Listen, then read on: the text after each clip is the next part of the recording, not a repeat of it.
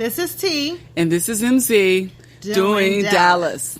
Okay, guys, we're going to talk about relationships today. We started out talking about time and how much time a man or a woman should devote to one another when they're starting a relationship. And we kind of differ on it a little, but kind of came to a balance in the middle, in that if someone is really into you, they're going to spend time with you to get to know you better, and vice versa.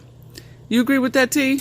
I do. I feel that everybody had a past, and and when you're starting a new relationship, you are an individual. So it's going to take some time to get to that point, but you should be working toward that point of spending more time together. So what about this? You know how people spend so much time together that they lose themselves? Women are notorious for that, because we get into a relationship and we lose ourselves because we get so involved in making sure they're comfortable and they got what they need, and you're doing things together and we're still busy trying to make them happy that we lose ourselves. Do you agree with that? Yeah, and that happens often because this is funny because it brings me back to what we were talking about earlier today about the kings and the queens. Mm-hmm. And so men have it, or it has been in the past, that a woman is always taking care of the man. Right. Either making his plate, doing his laundry, cooking food, all of those domestic things. That's what the man is used to receiving.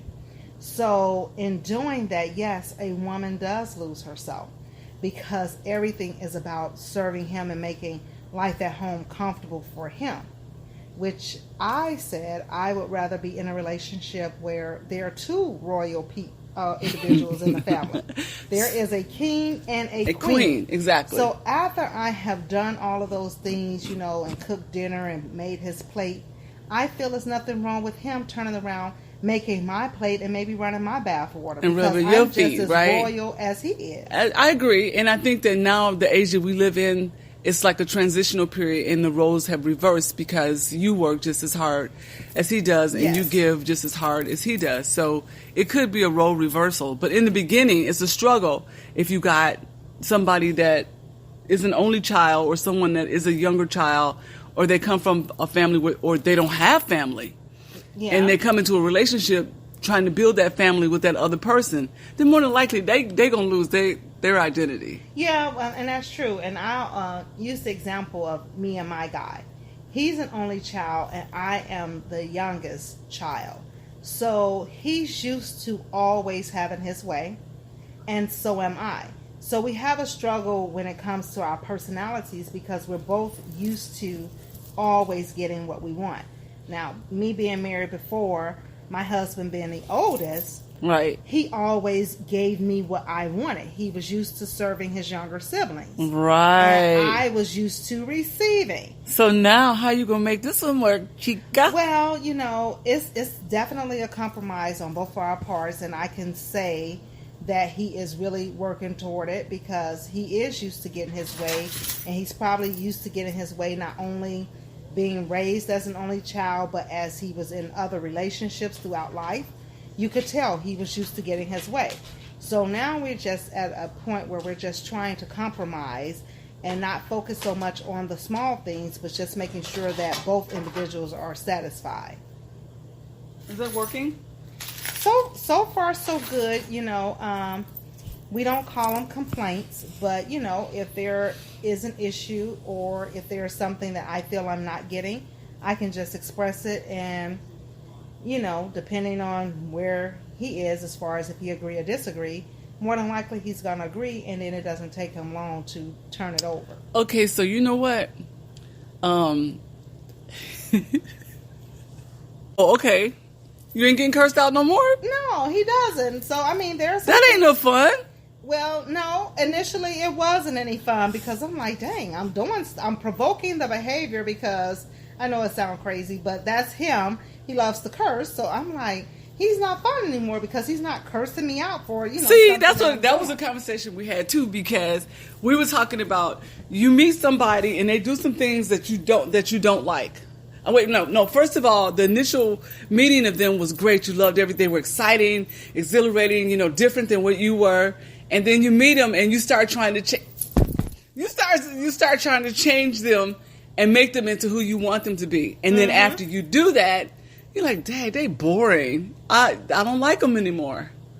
Yeah, but no, it doesn't even take away because, initially a person would think like that it's taken away, but we call it adjusting. And you're making an adjustment for the person that you want to be with. So if you think later on that they're going to turn back into who they really are? He never stopped being who he is. He doesn't, because the thing is, if the issue for me was, I don't want you to curse at me, I'm not saying you can't curse. I'm just saying don't curse at me to the level that you were cursing to me at. So don't get me wrong. He still say his curse words while he's talking to me. It's just certain ones I didn't want to hear while he's addressing me. And you don't think that's going to ever come back? Absolutely, because that's him as a person. Yeah. So I'm not, because he's comfortable with that. Right, but that's the beauty. But you're of not. It. But as you get more into the relationship, you soften, and he softens. Exactly, but that's also the beauty of it, because if he did not make the adjustments from the beginning, then we wouldn't even be at this point where we are now.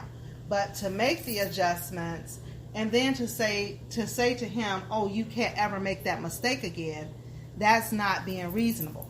So I know that because he loves to curse, that's something that he does, that he's gonna come back. Come back. So it's not taking him away. It's just respecting me to let me see that you did put forth effort. Right.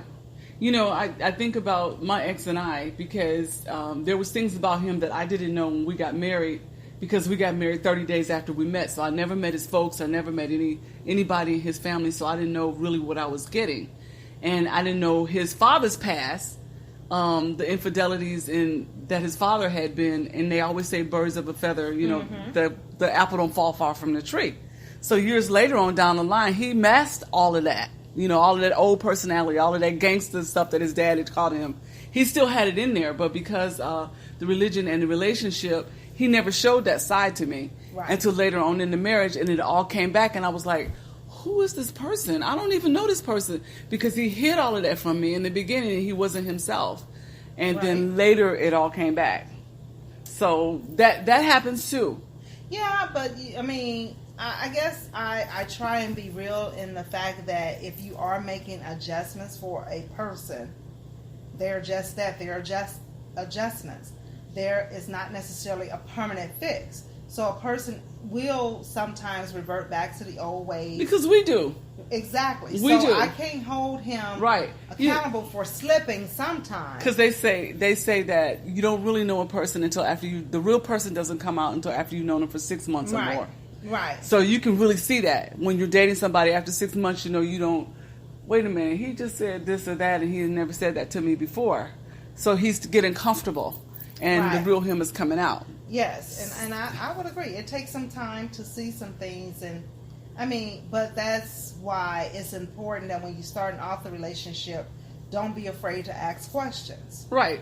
But how do you ask questions and you don't know the questions to ask? Well, it's very simple. Like me and my guy, we were out for the weekend and we're pretty new in our relationship, and he just asked point blank, hey, I want us to one day get married, but there are things that I want to know. And one of the questions he asked, which I would not have ever thought to ask a person, he said, have you ever been molested? And that's a really good question. That's an excellent question. Yeah, of course, my answer, thankfully, was that I could say no to that. But it's a very valid question because people are getting into these relationships and they're finding out man or woman were either molested, and therefore the relationship doesn't go as far as it could go because somebody is now dealing with these emotional issues that they had suppressed when happened to them when they were younger. That's true. So it's asking all of the right questions. So do you feel like which way do you feel is better, to know somebody really, really good before you marry them, or to just jump into it and just let shit unfold? Well, I think it depends on the individual. Because when I got married, I was young, and we married within 6 month time period. See, we married within 30 days. Right. So 6 months we were married. and we stayed married for 22 years. And mine was 30. I know so- someone that got married as, short as 2 weeks, and they're Right. at 30 years now. Right. So, but And I know that's- and- people and that who goes to dated say, like, a for 3 to range, 5 years. And their marriage don't last 2 years. Exactly. Yeah. So I That's think weird. it depends on the maturity of Yeah. the individuals, and me and my friend have a saying that as long as two people are working toward the same goal, Well, the yeah. relationship can't fail. That's true. But those two people have to be working towards the same goal. And when one person decides to change course, then you end up having a failed marriage. Right. So that's what we get today from T and MC Join Dallas. Dallas.